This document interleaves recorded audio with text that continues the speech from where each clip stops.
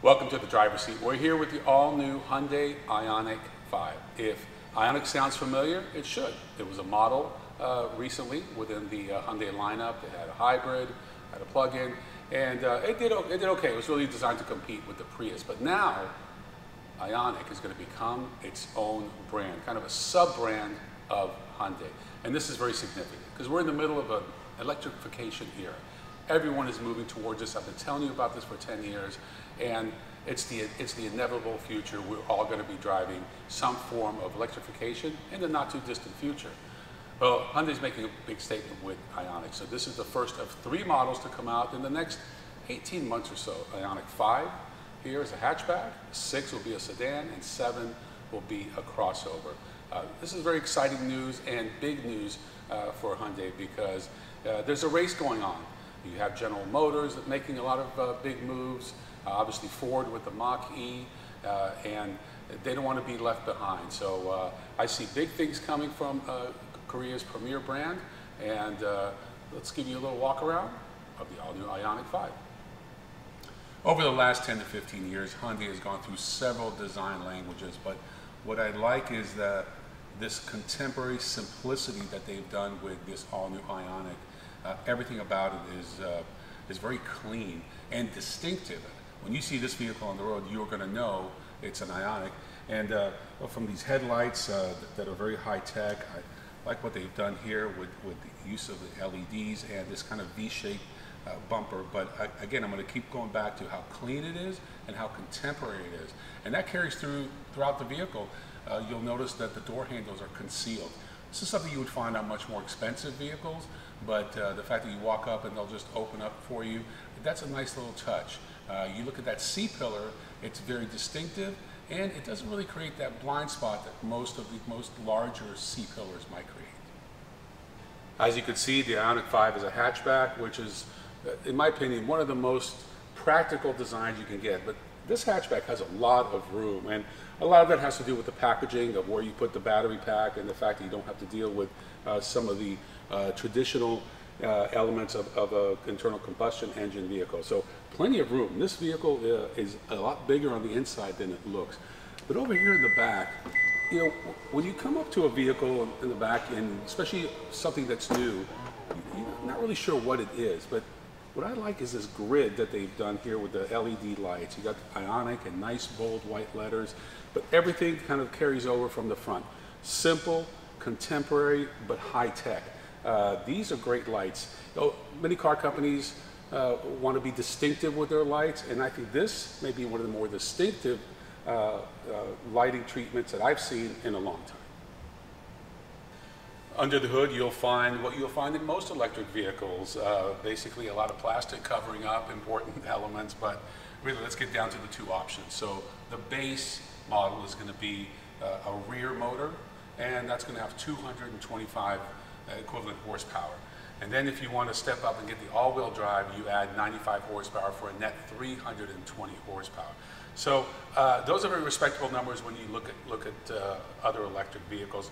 But what we really want to talk about is range and charging time. The 2 most important things to EV owners is range and charging time. So we're going to talk about that. For starters, Hyundai has moved the charging door all the way to the back.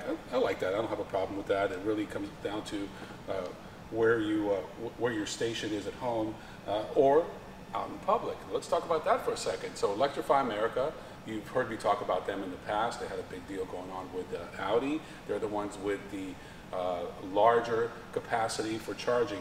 So in this particular vehicle, let's just say you're at about 10% capacity, you can get to 80% capacity in just 18 minutes. It's pretty impressive. At home, with your level 2 charger, talking about 6 to 7 hours depending on where you're at. So that makes sense. You get home at 8, 9 o'clock.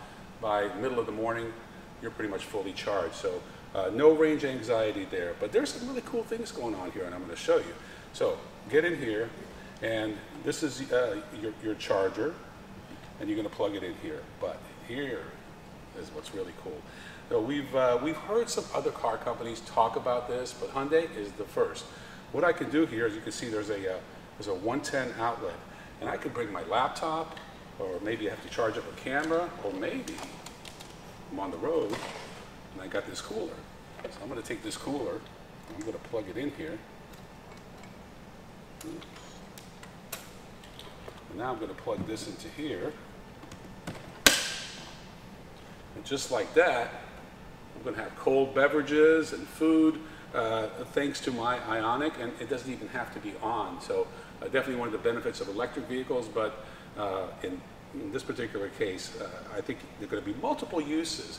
Again, I mentioned laptops, but maybe even some small power tools, depending on what you're doing when they have their Ioniq 7, something that's with a little more utility.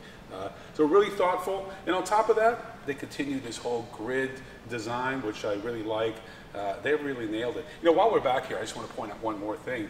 These are 20-inch wheels. They're a little bit narrow, and they're designed for high fuel efficiency, but I think they look great. And a lot of times when you see some of these, I don't want to say lower end, but more affordable electric vehicles, they seem to kind of cheap out on the design. There's actually been no cost cutting here. This looks good, and it's a big, bold statement for Hyundai. You can close the charging door with this button here, or with the key fob, or eventually it'll just close on its own. But let's talk about range.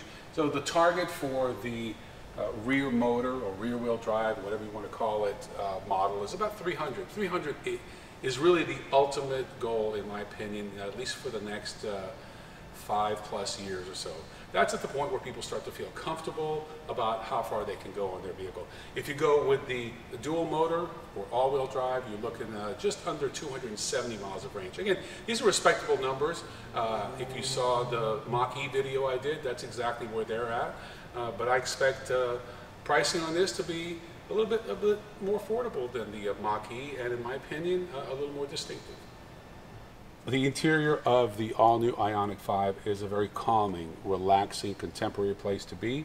You almost feel like you're at a Swedish furniture showroom and just relaxing. These feel like almost like zero-gravity seats, and you have this nice feature. Of course, you've got this rest here for your legs, but you can recline. You want to just take a little siesta or something. Very relaxing, very simple controls, nothing too complicated. I think they're definitely headed in the right direction. You see some of these other vehicles, and they really kind of complicated the IP, but not with the Ioniq 5. This is definitely a glimpse into the design direction that I not only expect the 3 Ioniq models to go forward with, but maybe some of the other vehicles that Hyundai is offering. As you can see, you have a pair of high-definition 12-inch monitors here. These infotainment screens are great. One is for your gauge cluster, the other one is for pretty much everything else, your map, your climate, HVAC, etc. I really like this shifter. I didn't see much about this in the press release, but it's an all-new shifter for Hyundai, and it's really quite easy to use, and takes everything away. You know, they've gone from these traditional shifters then to these shift by wire, and now they've moved it from the center console to the steering wheel, which I think is a brilliant move. But overall, a lot of open space, as you can see here. It's amazing how roomy this feels. You got a panoramic sunroof, so all sorts of nice amenities to make you feel comfortable. And I don't feel like I'm in kind of a low-end electric vehicle. This feels a lot more premium.